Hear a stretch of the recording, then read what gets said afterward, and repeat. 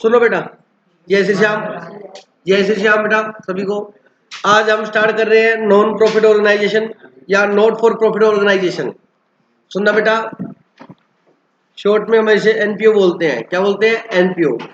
ये हमारी क्लास जो है फर्स्ट है एनपीओ की, और बड़ा इंपॉर्टेंट चैप्टर है, प्लीज कोई बात नहीं करेगा। इंपॉर्टेंट चैप्टर हमारा ये, इसमें जो क्वेश्चन आता ही आता है लगभग 5 मार्क्स के अंदर। देखो बेटा, नॉन या not profit for organisation. Not for profit organisation बेटा मतलब इन ऑर्गेनाइजेशन का जो मोटो होता है, मोटो वो प्रॉफिट कमाना नहीं होता, लेकिन कमाते हैं प्रॉफिट। तो मोटिव ये नहीं होता, मोटिव होता है कि जो हमने कमाया वो हम सोशल वर्क में इसे बेटा यूज करें। तो इसमें सबसे पहले बात, प्रॉफिट एंड लॉस अकाउंट नहीं बनेगा, इसके भी फाइनेंशियल स्टेटमेंट बनेंगे बेटा। Financial statement of not for profit organisation. Note करो बेटा,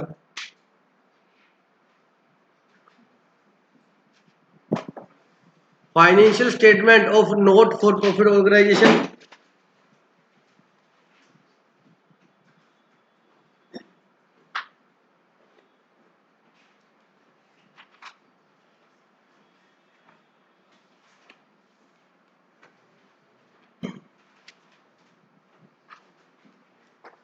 receipt and payment account,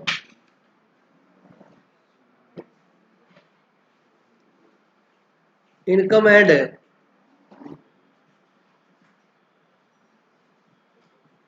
expenditure account,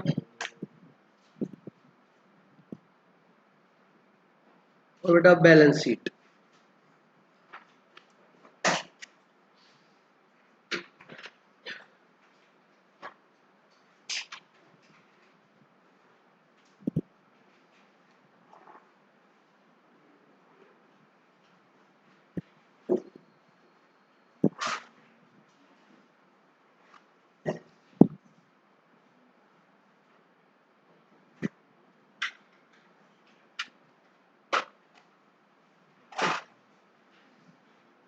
बात नहीं करेगा कोई, मैं बता रहा हूं, बात नहीं करना।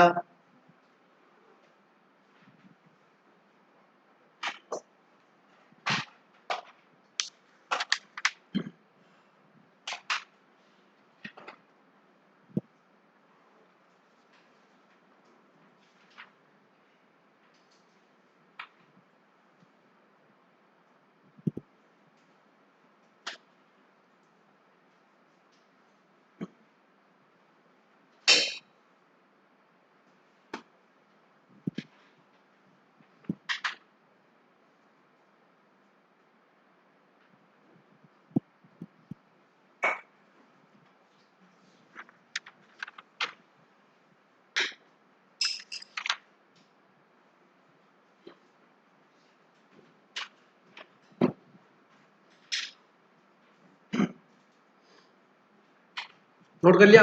अब सुनो, वैसे बेटा रिसिप्ट और पेमेंट अकाउंट इक्विवेलेंट टू क्या है? Cash account. मतलब किसके बराबर, कैसे बनेगा ये? इक्विवेलेंट टू किस, क्या हो गया? Cash account. और ये क्या हो गया बेटा? एक तरीके का प्रॉफिट एंड लॉस अकाउंट हो गया। किसके इक्विवेलेंट हो गया ये? Equivalent to P and L account. और बैलेंस शीट बनती थी हमेशा। बोलो बात समझ आएगी नहीं? अब वैसे नॉर्मली क्या होता है बेटा, रिसिप्ट और पेमेंट अकाउंट को हम फाइनेंशियल स्टेटमेंट का पार्ट नहीं मानते। वैसे फाइनेंशियल स्टेटमेंट का पार्ट नहीं मानते, लेकिन इसको हम इसमें फाइनेंशियल स्टेटमेंट बनाते समय हम बोल देते हैं रिसिप्ट और payment account, income expenditure account और बैलेंस शीट। क्या होता है बेटा, बहुत से ऑर्गेनाइजेशन होते हैं नॉन प्रॉफिट ऑर्गेनाइजेशन, एनपीओ, जो कंपनी एक्ट के अंदर रजिस्टर्ड होते हैं। सेक्शन 8 होता है एक हमारा, क्या होता है बेटा? सेक्शन 8। उस सेक्शन 8 में रजिस्टर्ड होते हैं वो, ठीक है। लाइसेंस मिलता है उनको बिजनेस करने का। नॉन प्रॉफिट ऑर्गेनाइजेशन सेक्शन 8 में रजिस्टर्ड होते हैं वो नॉन प्रॉफिट ऑर्गेनाइजेशन, तो कंपनी एक्ट में वो सेक्शन 8 में रजिस्टर्ड होते हैं, तो उनको भी financial statement as per company act schedule 3 है ना अपना। हेलो बेटा, बैलेंस शीट का क्या शेड्यूल 3, शेड्यूल 3 के अकॉर्डिंग बनाना होता है। शेड्यूल 3 में आपको बताया था, पूरी बैलेंस शीट बताई थी, याद होगा। शेड्यूल 3 के अकॉर्डिंग क्या बनानी होती है, बैलेंस शीट। ऐसे ही अगर कोई non profit organisation company act 2013 section 8 में रजिस्टर्ड है, तो उसको भी अपने financial statement company act 2013 schedule 3 के अकॉर्डिंग बनाने पड़ेंगे, और शेड्यूल 3 के अकॉर्डिंग होता है इनकम एक्सपेंडिचर और बैलेंस शीट। तो इसलिए अपने बोल देते हैं कि फाइनेंशियल स्टेटमेंट में क्या है, वैसे देखा जाए नॉर्मली, क्योंकि कंपनी एक्ट के सेक्शन 8 में जो एनपीओ है उनके लिए फाइनेंशियल स्टेटमेंट में क्या मेंशन किया हुआ है, इनकम एंड एक्सपेंडिचर और बैलेंस शीट मेंशन किया हुआ है। तो रिसिप्ट और पेमेंट अपने ठीक है बोल देते हैं financial statement, but logically company act में जो सेक्शन 8 में रजिस्टर्ड है उनके लिए ये नहीं होता, उनके लिए ये जरूरी होता है। बात समझ आएगी नहीं है? चलिए, वैसे हमें बेटा ये तीनों बनाने सीखने हैं। रिसिप्ट और पेमेंट भी सीखना है, इनकम एंड एक्सपेंडिचर अकाउंट भी सीखना है, और बैलेंस शीट भी सीखनी है। अपने क्या करेंगे, सबसे पहले ये सीखेंगे, ठीक है, रिसिप्ट, और फिर अपने क्या सीखेंगे, बैलेंस शीट सबको आती है। एक दो आइटम है कॉर्पस फंड वगैरह, वो मैं बता दूंगा, कैपिटल फंड वगैरह ना। अब दिक्कत क्या है बता आपको, थोड़ा सा माइंड बहुत अच्छे से यूज करना पड़ेगा, अगर आप ध्यान नहीं दोगे दिक्कत आएगी। देखो रिसिप्ट और पेमेंट में क्या होगा, बिल्कुल सिंपल है, फॉर्मेट बना दूंगा आपको सबका, जो जो फॉर्मेट पता ही है सभी को। रिसिप्ट साइड और पेमेंट साइड एक तरीके का कैश बुक है बेटा, जो कि रिसिप्ट हुआ वो रिसिप्ट साइड में आएगा, जो पेमेंट क्या वो, ये तो कोई नई बात नहीं है। अच्छा, आपने रिसिप्ट किसी भी चीज से हुआ हो, चाहे चाहे रेवेन्यू हो चाहे कैपिटल रिसिप्ट हो, रेवेन्यू रिसिप्ट हो या, अब ये भी पता रेवेन्यू रिसिप्ट क्या होती है ऑपरेशन से, और कैपिटल रिसिप्ट जो आपने एसेट्स वगैरह सेल किया, चाहे रेवेन्यू रिसिप्ट हो चाहे, और चाहे रेवेन्यू एक्सपेंडिचर हो चाहे, उससे रिसिप्ट और पेमेंट में कोई नहीं फर्क पड़ेगा। रिसिप्ट और पेमेंट क्या बताता है कि कहां से आया और कहां गया, वेदर रेवेन्यू और वेदर कैपिटल, उससे कोई फर्क ही नहीं पड़ना, तो वो तो बिल्कुल सिंपल हो गया। लेकिन अब दिक्कत क्या, वो सुनो, दिक्कत ये है कि जिस पीरियड का अपने रेवेन्यू रिसिप्ट पढ़ाते हैं, ध्यान से सुनना, जिस अपने रेवेन्यू रिसिप्ट और पेमेंट अकाउंट बनाते हैं, क्या बेटा, जिस पीरियड का बनाते हैं उस पीरियड में क्या बेटा, कैश आया है, कैश आया, तो रिसिप्ट और पेमेंट में लिखेंगे कैश, तो रिसिप्ट साइड में लिखेंगे। उस पीरियड में ध्यान से सुनो, उस या उस टाइम में अगर कैश आया है तो कहा आएगा, रिसिप्ट साइड में, और उस पीरियड में या उस टाइम में कैश तो कहां लिखेंगे, मैंने एक वर्ड बोला, उस टाइम में या उस पीरियड में। मान लीजिए आपने 4 साल एडवांस का पे कर दिया, उससे कोई मैटर नहीं है मेरे को 4 साल एडवांस का पे किया है, उस पीरियड में गया ना वो। बोलो बात समझ आएगी नहीं आई?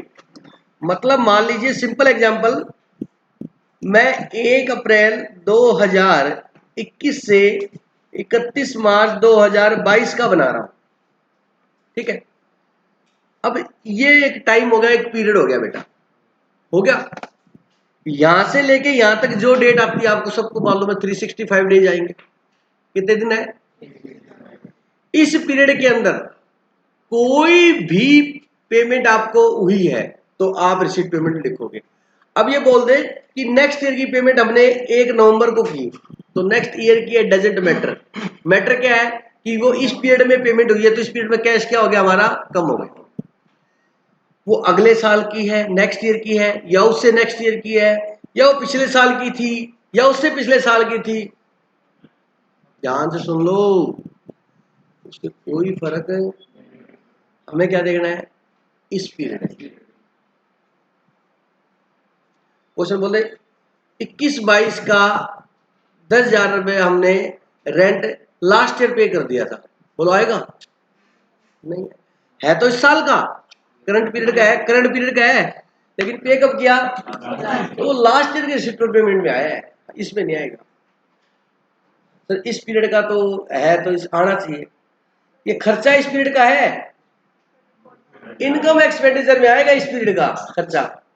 लेकिन रिसिप्ट और पेमेंट क्या बोलती है कि इस टाइम में अगर कैश आया है और अगर कैश तो ही आएगा, नहीं तो मतलब यहां पर ट्रांजैक्शन कैश बेसिस पर आएगी। किस बेसिस पर आएगी? मैं बार बार फोकस कर रहा हूं, गलती होती है बच्चों से। जैसे आप जिस पीरियड का क्या बना रहे हो, रिसिप्ट, उस टाइम पीरियड में अगर कैश आया है तो रिसिप्ट साइड में, और उस टाइम पीरियड में कैश गया तो ये किसका बेस है? रिसिप्ट और कोई डाउट है किसी को? क्लियर हो गया? Receipt and payment. अब आते हैं इनकम एंड एक्सपेंस। ये पहले बेसिक बता देता हूं आपको, गलती जो होती है।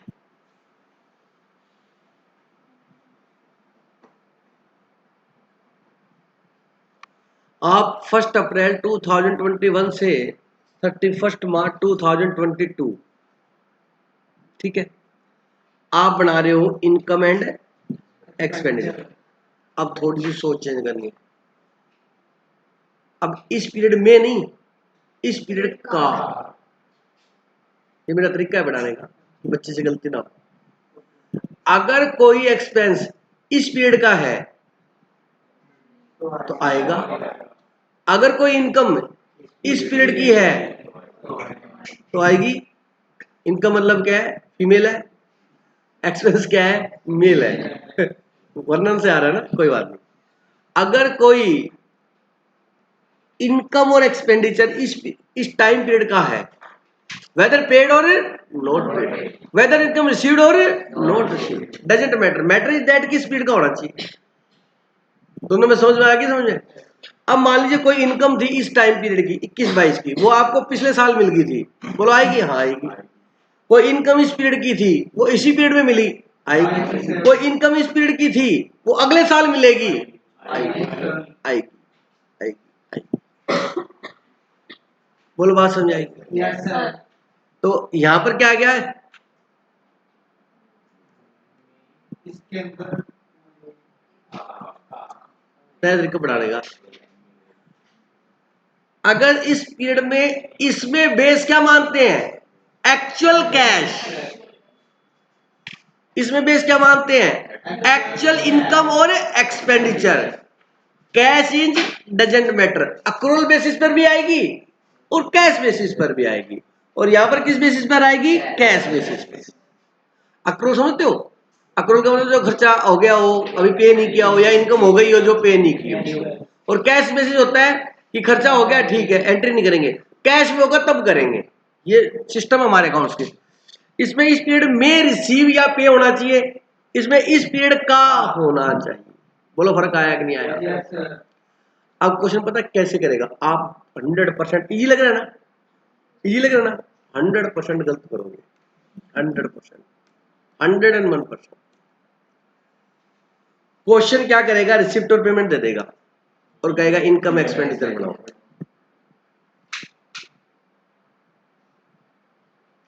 अब करना कुछ भी नहीं है इसके अंदर, सिंपल सा फंडा है कि इसके अंदर आपको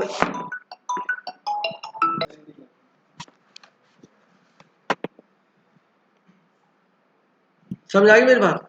अब आपको रिसिप्ट और पेमेंट दे देगा। क्या दे देगा? और क्या कहेगा?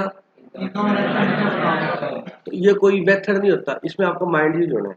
अब इस रिसिप्ट और पेमेंट में आपने अपनी समझ से जैसे मर्जी वर्किंग नोट बनाओ, ये निकालना है कि इस रिसिप्ट पेमेंट में इस पीरियड की इनकम कौन कौन सी है, प्लस एडजस्टमेंट दी होगी। इस पीरियड की इनकम कोई आउटस्टैंडिंग है तो रिसिप्ट पेमेंट में तो होंगी नहीं, वो क्यों नहीं होंगी? क्योंकि वो कैश में आई ही नहीं, तो उनको एडजस्ट करना पड़ेगा। और दूसरा ये दे देगा, ये बोलो। यही थोड़ा सा बच्चों को हार्ड लगता है, बाकी हार्ड है नहीं, थोड़ा सा कॉमन सेंस यूज करना है, बस आपने ये याद रखना है। समझा कि नहीं? बिल्कुल सिर्फ इसमें कैश को बेस मानना है और इसमें इनकम और एक्सपेंस को बेस मानना है, पीरियड यही होना चाहिए। अच्छा, अगर आपको सिंपल सा है, इस पीरियड का आगे का अगर एडवांस में मिल गया तो क्या बोलोगे, एडवांस। ठीक है, और इस पीरियड का अगर पेंडिंग है तो क्या बोलेंगे, आउटस्टैंडिंग। ठीक है ना, क्लियर हो गया। अब एनपीओ के अंदर ये वर्ड यूज होंगे, donation, entrance fees, subscription, life membership fees, ये एक नई ऐसे से बढ़ाएंगे तो दिक्कत नहीं है। डोनेशन मिला, इनकम है, एंट्रेंस फीस मिली, इनकम है, सब्सक्रिप्शन मिला, सब्सक्रिप्शन समझते हो, अब वो सब्सक्रिप्शन नहीं है आपका, issue and subscribed capital. Subscription का मतलब भी दान ही होता है, चंदा। ठीक है, है बेटा, है, हाँ आ जाएगी, तो मैं मना थोड़ा कर रहा हूँ तेरे को, मैंने तो एग्जाम्पल दिया। लाइव मेंबरशिप फीस, कोई क्लब होते हैं, कोई ट्रस्ट होते हैं, उसमें अपने मेंबर बनते हैं तो उसकी फीस लगती है, लाइफ टाइम के लिए आप उसके मेंबर बन जाओगे। तो ये भी एक आपकी इनकम का सोर्स है, लेकिन इसे हम इनकम नहीं मानते, इसे कैपिटल शीट मान के बैलेंस शीट के आइटम मानते हैं। ये सब बता दूंगा मैं। और बता बेटा, लेगेसी और क्या था, क्या लेगेसी क्या होता है बता।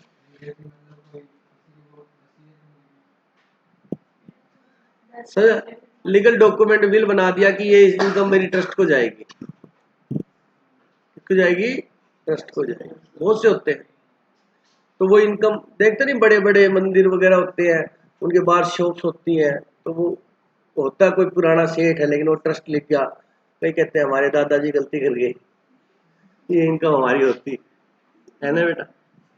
तो वसीयत बना के गए हैं कि ये इसके अंदर ही रहेगा। दादाजी तो बहुत बढ़िया काम करेंगे, अब तेरा मेहनत करने का मन नहीं कर रहा। ये इस तरीके के आएंगे बेटा, वो हम डिस्कस करेंगे अब डिटेल में। चलिए, तो सबसे पहले अपने आज ये बनाना सीखेंगे। आज हमारा यही कर्म धर्म सब है आज की क्लास में।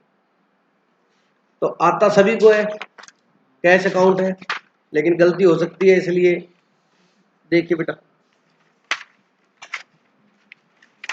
अब भाई इसका फॉर्मेट बनाऊं, बना लेते हैं, तो फीलिंग नहीं आएगी आपको, नहीं तो बना लेते हैं।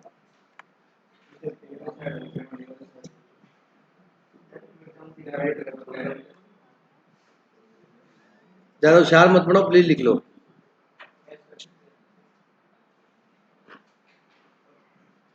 लिखो जल्दी लिखो, प्लीज लिखो।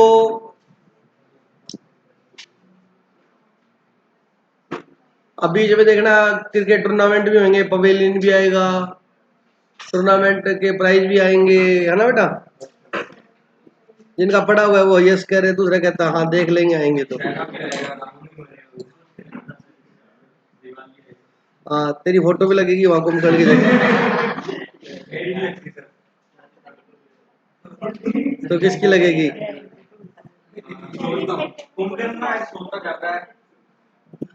तो बेटा तू ही साया, अभी तो सोया हुआ था यार, तभी तो मैंने बोला कुंभकर्ण।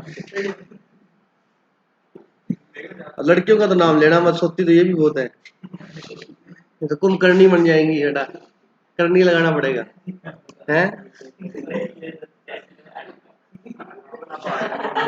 देख ले, रामायण में कोई नाखून खाता था तो नाम मैं बता देता हूँ, नाखून। देव ने औरों को भी एक गुण गुण बांट दिया, एक दो और आगे यहाँ पे। ये देखो अपने भाई को ढूंढ रहे, मैं कि क्यों पूछ रहे, सब दोनों साथ बैठ के खाएंगे। टू बैलेंस विडी, लिखो please.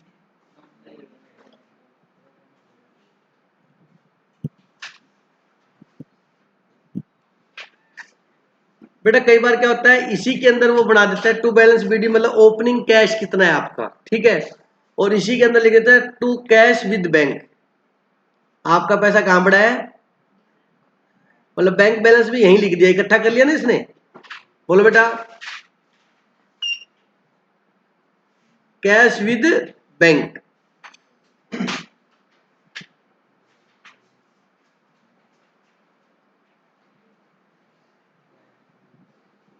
Entrance fees,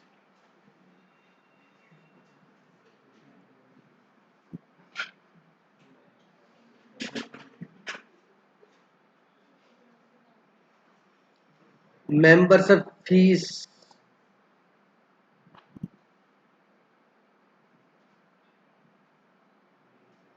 to donation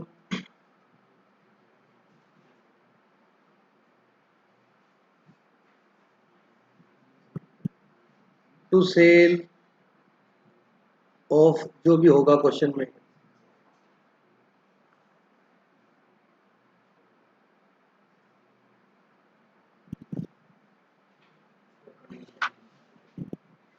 अरे कमीशन का काम थोड़ा करेगा, एनपीओ है यार। To asset sold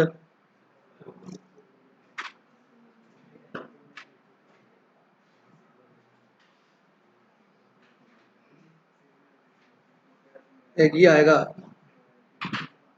to sale of old newspaper, जरूर बेचेगा ये।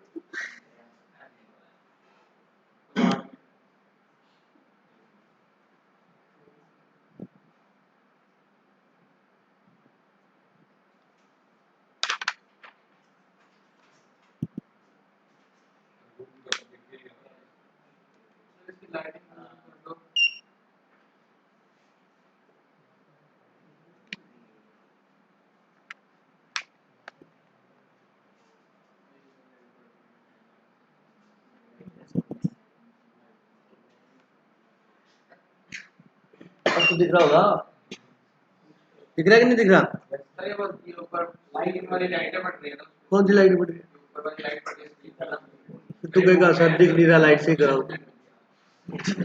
6 की 6 ऑन है यार।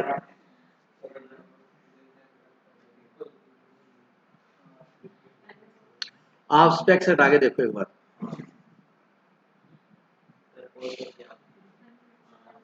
है दे,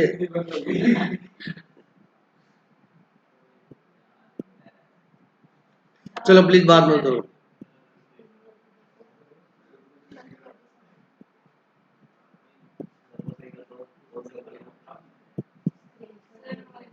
कहाँ दिख रही? हाँ तो नोट कर लो ना इतना, औरों को भी करने दो बेटा नोट।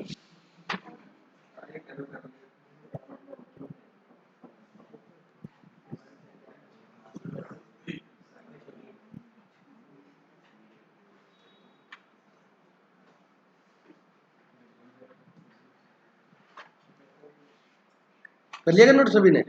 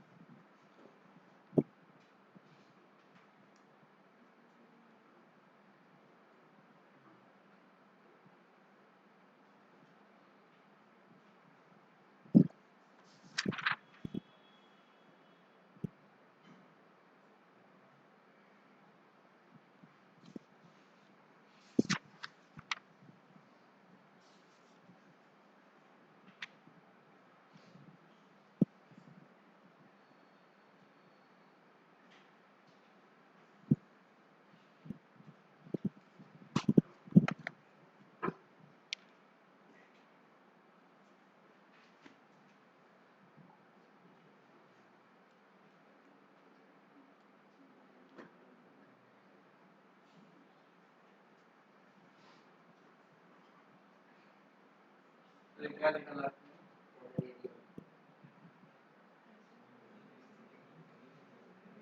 ये वर्ड आता है बार बार, इसलिए मैं लिख देता हूँ ये।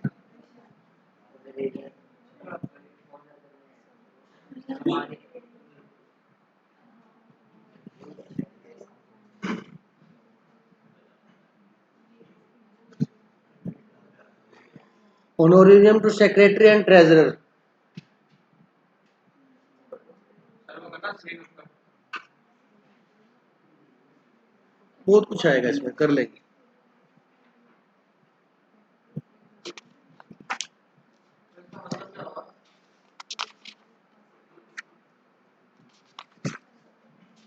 बताएंगे कुछ।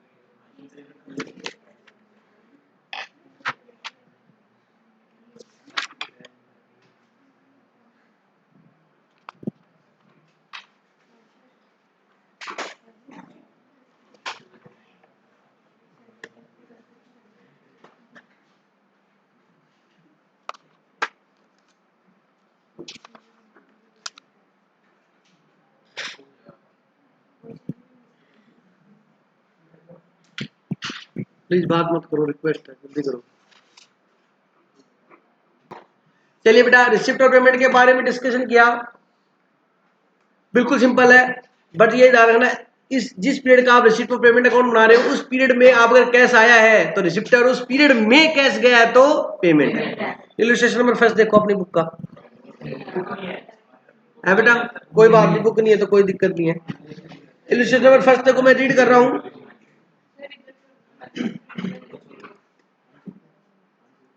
इलस्ट्रेशन नंबर फर्स्ट देखिएगा।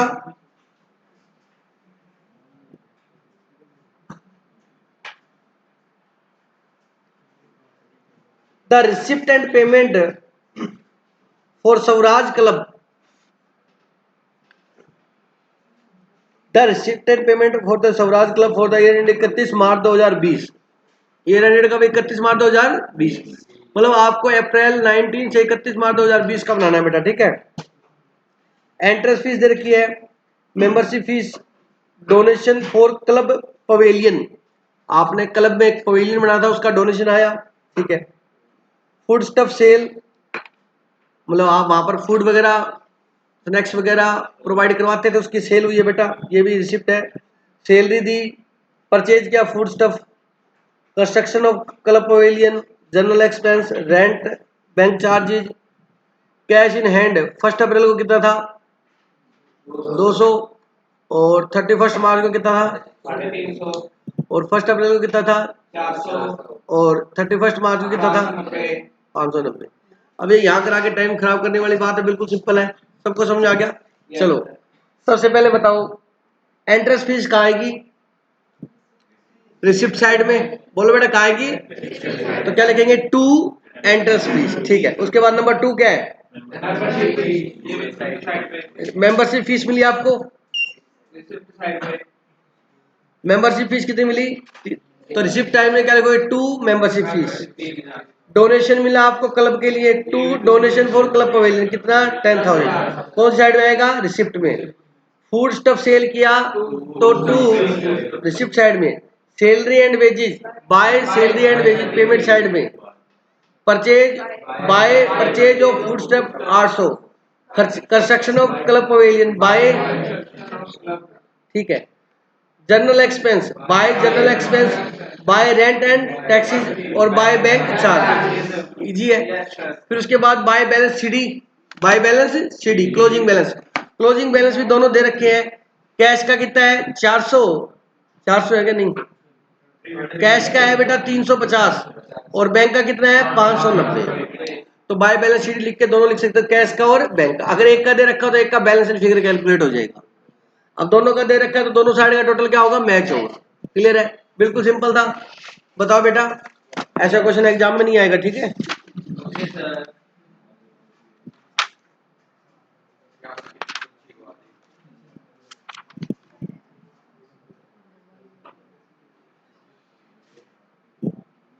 अब ध्यान से सुनना, अब पहले एक सिस्टम से चलेंगे अपने। अब मैं आपको बड़ा इंपॉर्टेंट काम समझा रहा हूँ, सब्सक्रिप्शन अकाउंट। क्या बेटा? देखो,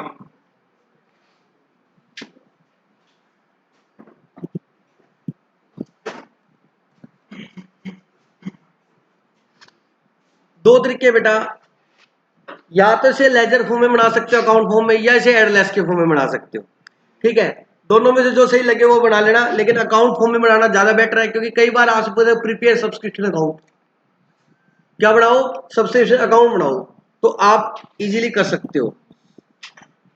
नोट करना।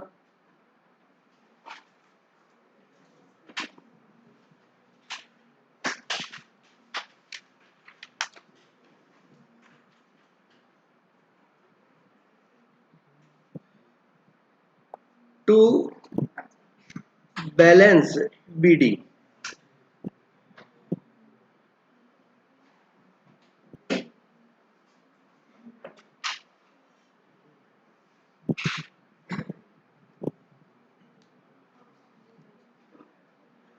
ओपनिंग आउटस्टैंडिंग, बेटा आउटस्टैंडिंग को मैं ओएस लिखूंगा, ठीक है, और सब्सक्रिप्शन को मैं एसयूबी लिखूंगा, ध्यान रखना, ठीक है। टू ओपनिंग आउटस्टैंडिंग सब्सक्रिप्शन है ये।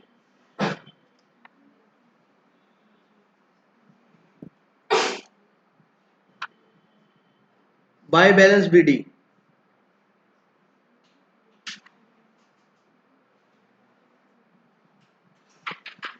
ओपनिंग एडवांस सब्सक्रिप्शन, ऐसा आपने कभी नहीं सीखा होगा, ऐसा बना रहा हूं मैं।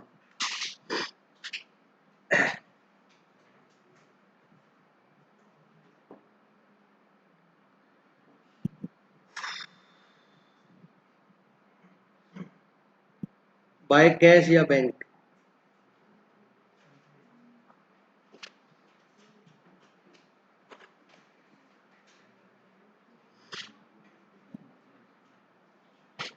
To income and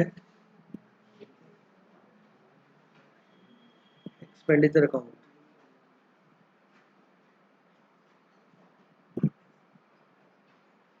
to balance sheet, closing advance subscription,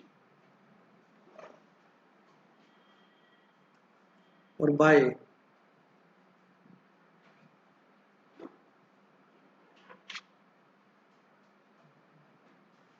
closing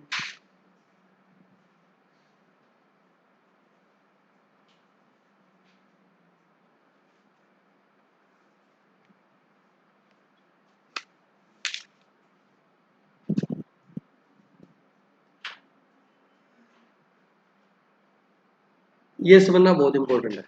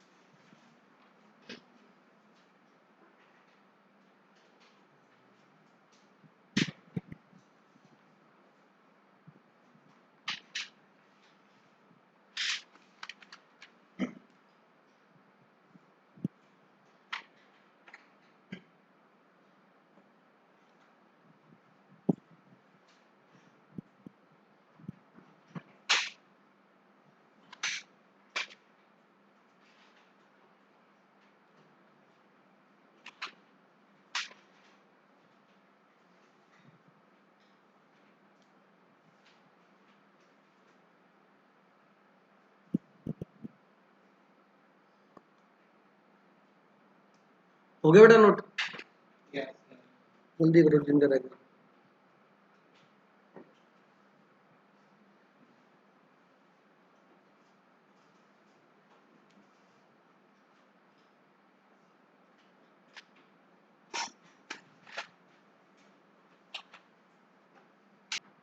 हम क्या बना रहे हैं, सब्सक्रिप्शन अकाउंट, मतलब जो क्लब को या एनपीओ को, नॉन प्रॉफिट ऑर्गेनाइजेशन को, जो आपको सब्सक्रिप्शन मिला, चंदा मिला, डोनेशन मिला, उसका अकाउंट है एक तरीके से ये।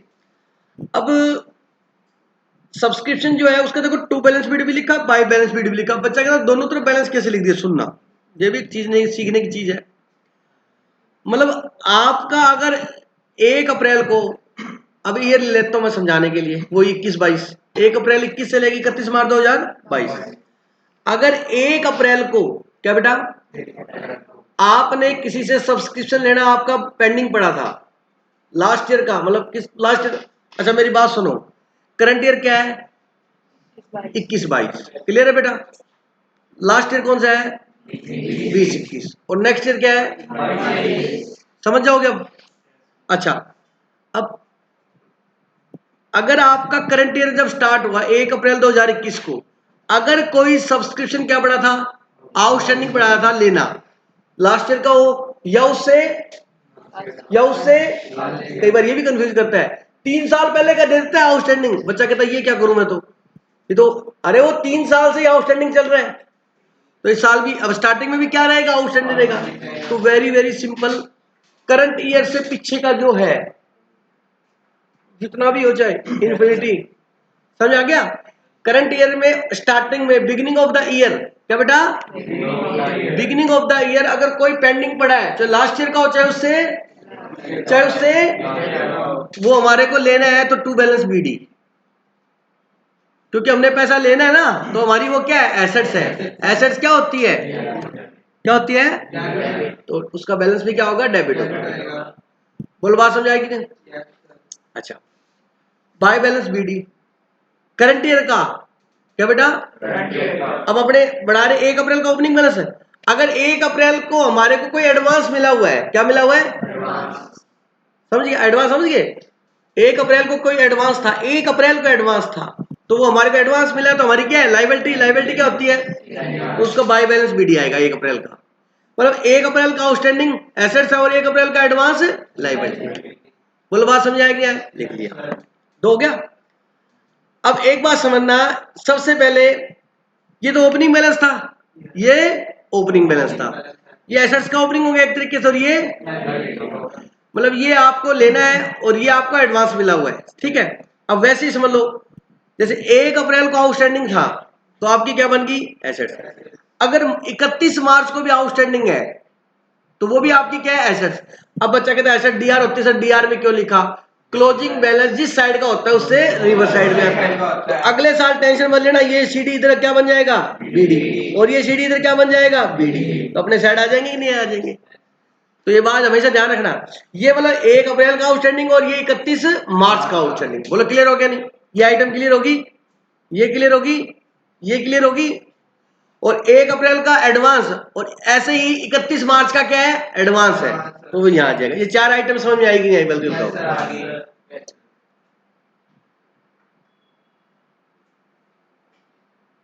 अगर 31 मार्च को आउटस्टैंडिंग हो, मान लीजिए आप ईयर बना रहे हो ये वाला 1 अप्रैल से 21 से 31 मार्च, अगर 31 मार्च को आउटस्टैंडिंग है, अब 31 मार्च को खड़ा होकर देखेंगे तो पीछे का ये हो जाएगा, बोलो। तो इसका मतलब अगर करंट ईयर का भी कोई आउटस्टैंडिंग है ना, वो भी ये बैलेंस बनेगा, और जब इस डेट को देखेंगे तो पीछे का ये होगा। भाई बैक क्या होता है, जिस डेट से देख रहे हो उससे पीछे का, तो 1 अप्रैल 2021 को आउटस्टैंडिंग देखेंगे तो इससे पीछे का आउटस्टैंडिंग, बोलो बेटा। और अगर इस दिन देखेंगे तो इससे पीछे का, मतलब ये भी फिर आउटस्टैंडिंग माना जाएगा। अगर इस पीरियड का भी कोई नहीं मिला आपको, इस पीरियड का भी कोई, वो भी इस दिन क्या कहलाएगा, भाई सिंपल सा फंडा है, जिस डेट को आप आउटस्टैंडिंग देख रहे हो, ये खड़े हो आप, इधर शेष है, तो आउटस्टैंडिंग अगर आप 31 मार्च को देख रहे हो तो ये करंट ईयर का भी अगर कुछ नहीं मिला तो वो भी क्या हो जाएगा, बोलो बात समझ आएगी? अगर करंट ईयर का भी नहीं मिला कोई तो वो भी क्या हो जाएगा, आउटस्टैंडिंग हो जाएगा। कोई डाउट है किसी को? ये कंफ्यूजन देती है बात में लास्ट में बच्चे को, इसलिए मैं इसको चार्ट के थ्रू समझा रहा हूं आपको। इस दिन अब यहाँ पे आउटस्टैंडिंग है और करंट ईयर का मान लो 10,000 और नहीं मिला तो वो इसमें ऐड हो जाएगा, और इसमें से कोई रिसीव हो गया तो वो लेस हो जाएगा। बोलो बात समझ। तो अपने को आउटस्टैंडिंग का मतलब जिस डेट का हम आउटस्टैंडिंग देख रहे हैं उस डेट तक का आउटस्टैंडिंग देखना है, समझ आ गई मेरी बात? ऐसे ही 1 अप्रैल का कोई एडवांस है, क्या बेटा? 1 अप्रैल को कोई एडवांस है, 1 अप्रैल का एडवांस कौन सा हो सकता है? हो सकता है पिछले साल, पिछले साल हमें करंट ईयर का एडवांस मिल गया हो, तो पिछले साल 31 मार्च को करंट ईयर का क्या मिल गया, या करंट मतलब करंट ईयर से अगले साल का एडवांस मिल गया हो। तो 1 अप्रैल को अगर करंट ईयर का भी मिला हुआ ना तो भी क्या है, एडवांस है, क्योंकि 31 मार्च का क्लोजिंग 1 अप्रैल का क्या बना है, बोलो समझ में आएगी है। तो लास्ट ईयर अगर क्या, लास्ट ईयर अगर करंट ईयर का मिल गया था तो क्या है वो एडवांस, तो 1 अप्रैल को जो एडवांस मिला वो आ जाएगा। फिर 31 मार्च को एडवांस देखना है, तो 31 मार्च को देखेंगे, 31 मार्च से आगे का कोई मिला होगा तो वो क्या कहलाएगा, एडवांस। बोलो बात समझाएगी। इसमें किसी को डाउट है पहले ये पूछ लो। मेरा कहने का मतलब ये, जिस डेट का बैलेंस लिख रहे हो उस डेट तक का देखते हैं हम लोग। साल के स्टार्टिंग में कितना आउटस्टैंडिंग था, साल के स्टार्टिंग में कितना एडवांस था, स्टार्टिंग का मतलब बिगिनिंग, साल के एंड में कितना आउटस्टैंडिंग था और साल के एंड में कितना एडवांस था, वो लिख दिया। अब क्वेश्चन पक्का बताएगा कि करंट ईयर में हमें इतना सब्सक्रिप्शन मिला, तो सब्सक्रिप्शन मिला हमारी क्या इनकम एंट्री करेंगे, cash account debit to subscription या bank account debit to subscription. तो सब्सक्रिप्शन क्या लिखेंगे, बाय कैश, क्या लिखेंगे, बोलो बात समझ आएगी। ठीक है, अब जो करंट ईयर का है क्या बेटा, जो किसका है, जितना सब्सक्रिप्शन किसका है, करंट ईयर का है, वो हम इनकम एक्सपेंडिचर अकाउंट में लेके जाएंगे। मतलब इस पीरियड का हम क्या बना रहे हैं, इनकम एक्सपेंडिचर बना रहे हैं ना, तो इस पीरियड का जो सब्सक्रिप्शन है वो कहां जाएगा, इस पीरियड का, नोट में, इस पीरियड सब्सक्रिप्शन कहां जाएगा, अकेला का पे ध्यान मत रखना, और भी बहुत कुछ सीखना है। का नाम आते का श्राद्ध शुरू होने वाले हैं, का समझ आई मेरी बात है। तो इस पीरियड का आपका है ना, इसमें आएगा। बोलो बात समझ आई या नहीं आई, प्लीज ध्यान दे बेटा, ध्यान दे। इस पीरियड का है तो आपका आ जाएगा, मेरी बात समझ आए। अब देखो, अब क्वेश्चन में कोई ना कोई चीज आपको ये सारे डाटा दे देगा, ये चीज बैलेंस एंड फिगर निकल जाएगी आपकी, क्या निकल जाएगी, इनकम एक्सपेंडिचर। अगर ये दे रखा होगा तो कितना मिला ये बैलेंस एंड फिगर निकल जाएगा मेनली तो, और वैसे कोई भी एक आइटम मिस हो तो वो निकल जाएगी, मेनली ये दो निकलेंगे। बोलो बात समझाएगी। अब मैंने देखो सर ये चारों समझ में आ गए, ये भी समझ में आ गया सर, तो इधर का टोटल लगाओगे, मान लो इधर का टोटल आया 10 लाख, यहाँ ये 2 लाख है और यहाँ ये कितना है 1 लाख, तो 2 रेख कितना हो गया 3, तो इधर का टोटल कितना है 10, तो इनकम एक्सपेंडिचर कितना आ गया 7। अब बच्चा कहता सर ये बात समझ में नहीं आई, इनकम एक्सपेंडिचर 7 कैसे लिख दिया। देखो मेरी बात सुनो, वैसे तो ये फॉर्मेट हो गया बेटा। अब हमारे को सब्सक्रिप्शन मिला, एंट्री कर दी, क्या एंट्री होगी बोलो, bank account debit to subscription. Subscription आपकी इनकम है, हाँ है। इनकम कहाँ जाएगी, वैसे तो पेंडल में जाती है, यहाँ पेंडल का स्थान किसने ग्रहण कर लिया, तो इनकम एक्सपेंडिचर ट्रांसफर को, तो इनकम क्या होती है सीआर, इनकम को ट्रांसफर करेंगे तो क्या करेंगे डीआर। तो subscription account debit to income and expenditure account, तो to income and expenditure account. भैया आपको खर्चा होता था तो खर्चे को किससे जारी करते थे, पेंडल से, या इनकम होती तो इनकम को किस में ट्रांसफर करते थे, पेंडल में। बोलो बात समझाएगी नहीं।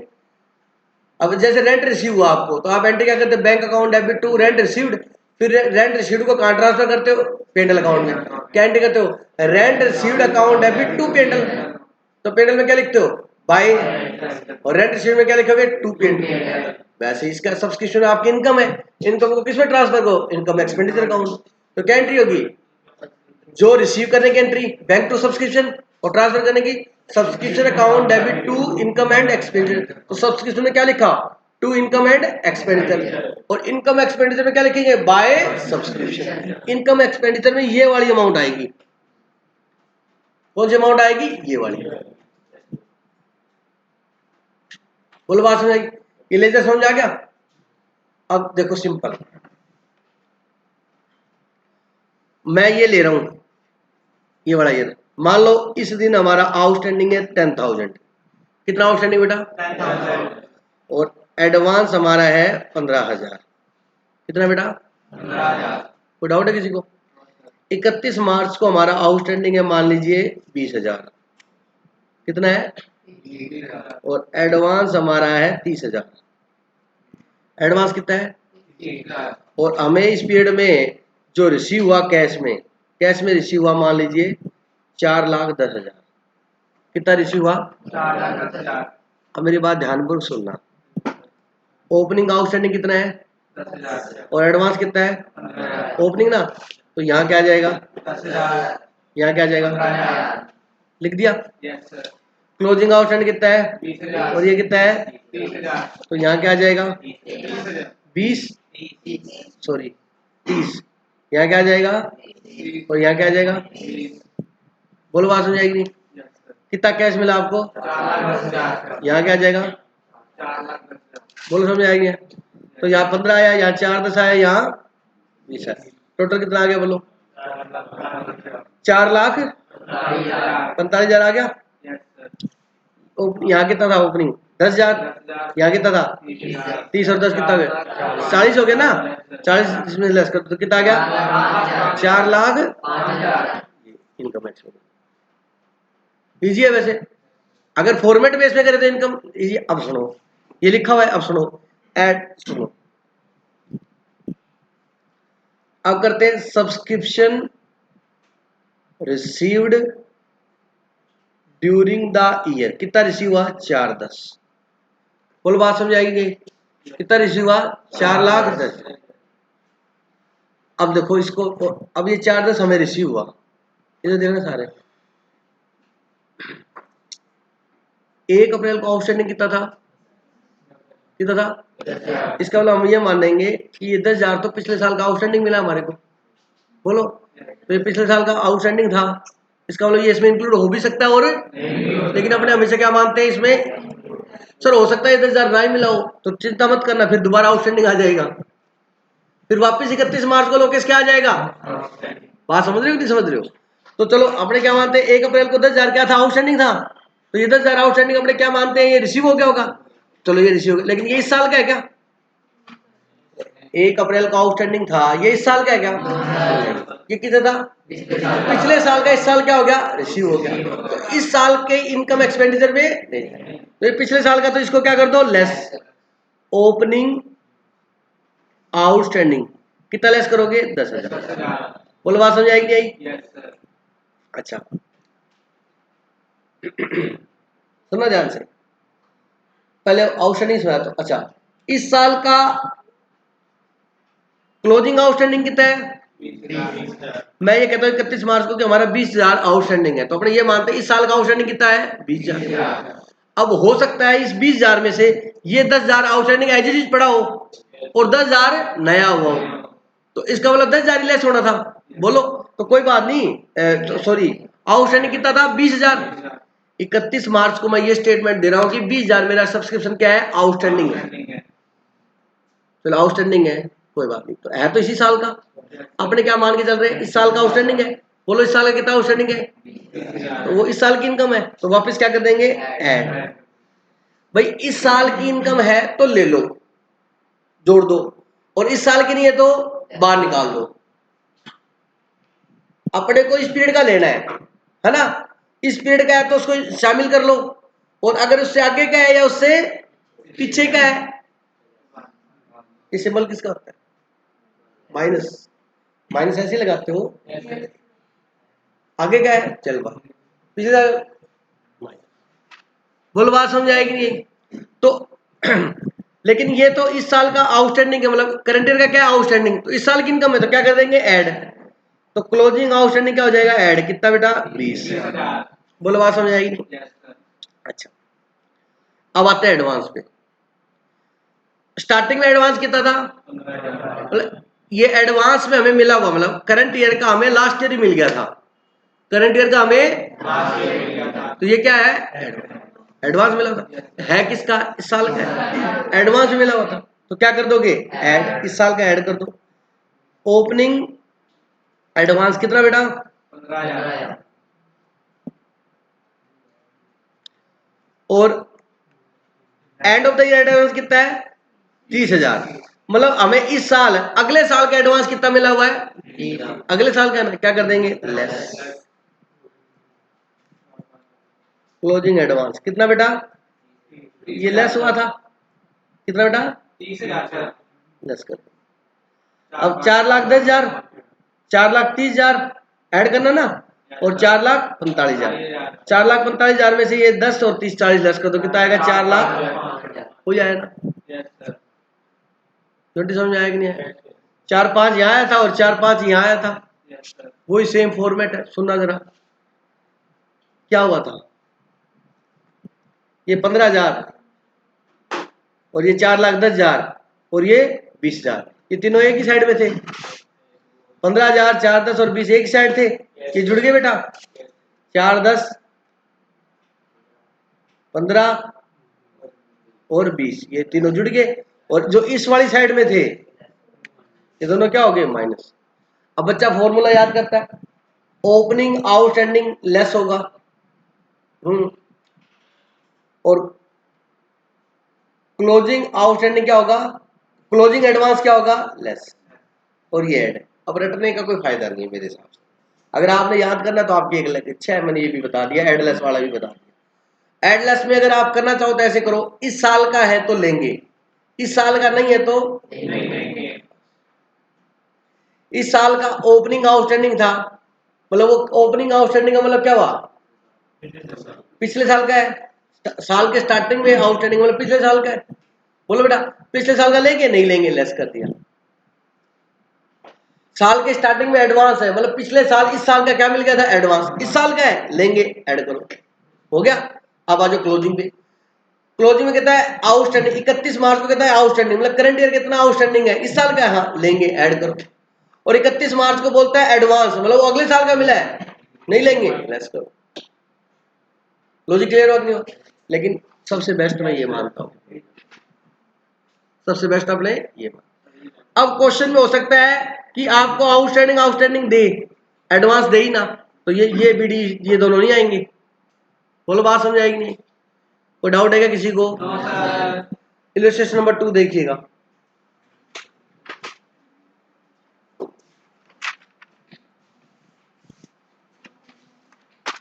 इलस्ट्रेशन नंबर 2,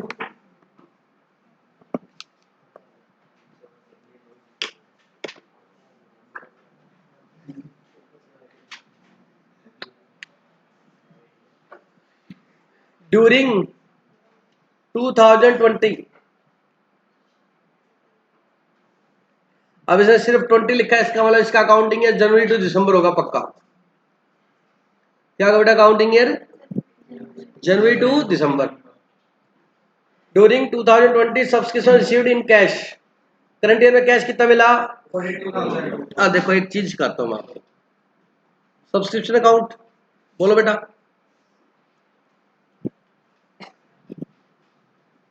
लिख लिया? ड्यूरिंग द ईयर कैश कितना मिला? 42,000। एंट्री याद है सबको? Cash account debit to subscription, तो यहाँ क्या लिखेंगे, बाय कैश लिखो। सबसे पहले ये बता दिया इसने हमारे को, कितना मिला बताओ? 42,000। बेटा ये करोगे बहुत इजी लगेगा आपको, बोलो सही है? इट इंक्लूड्स, ओहो, इट इंक्लूड्स 1600 फॉर 2019 एंड मत जाओ, रुक जाओ, पहले इसका ट्रीटमेंट करो, नहीं तो ये बीमारी फैलाएगा आगे जाके। कहता है इट इंक्लूड्स, इसके अंदर 1,600 रुपए पिछले साल के क्या है,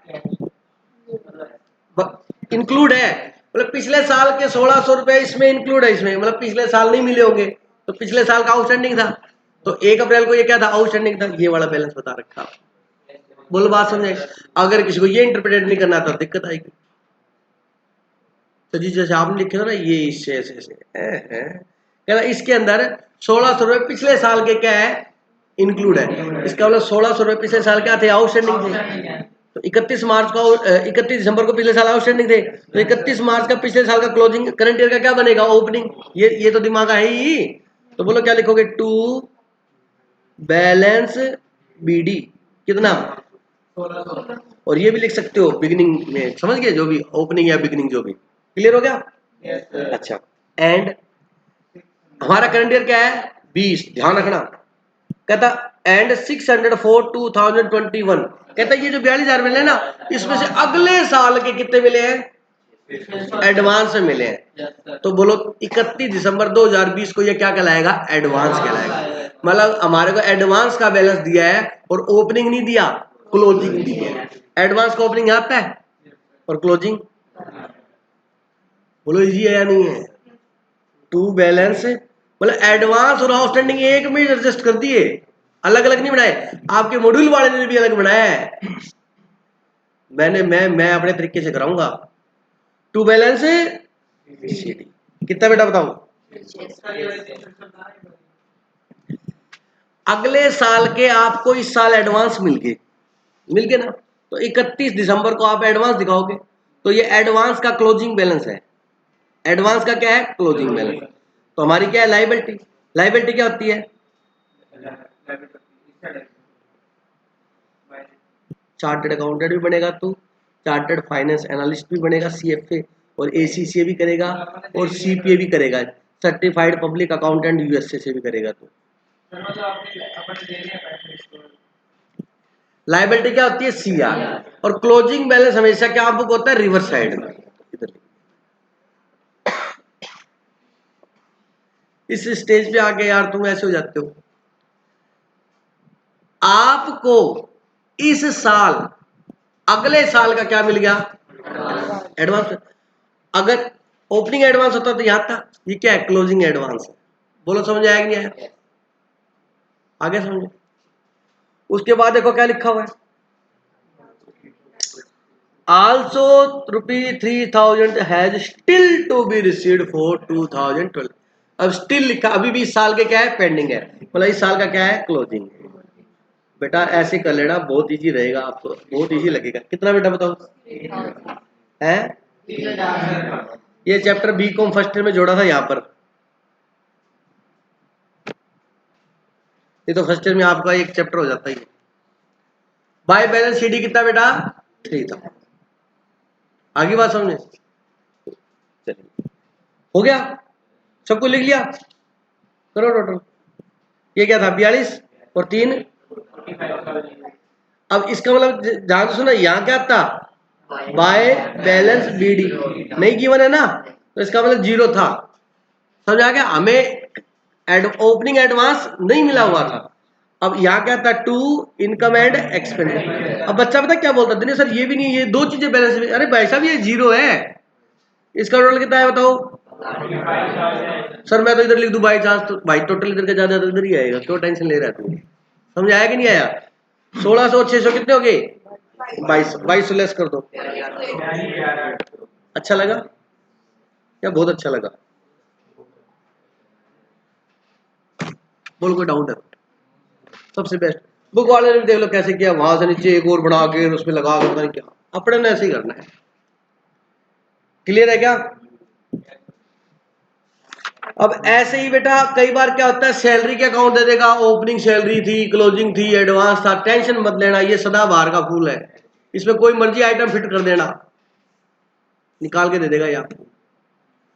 मतलब ओपनिंग आउटस्टैंडिंग सैलरी यहाँ, क्लोजिंग यहाँ, और एडवांस यहाँ, और ये सीए फाइनल तक फॉर्मेट याद करोगे जब भी ऐसा बनाओगे। एक दिनेश सर हुआ करते थे, मत बोलना प्लीज, ऐसे मत करना यार। तो ये सदाबहार का आपको सिखा दिया मैंने आज।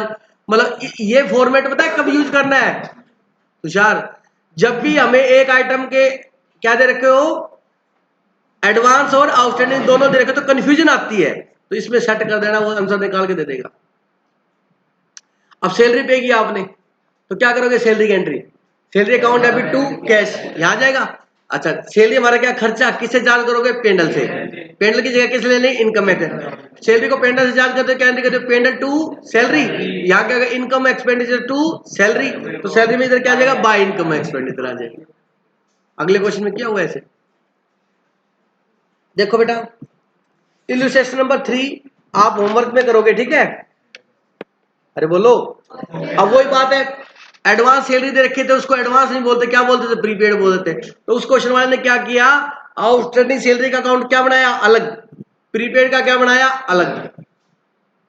और हमने एक में ही दोनों। बोलो बात समझ आएंगे?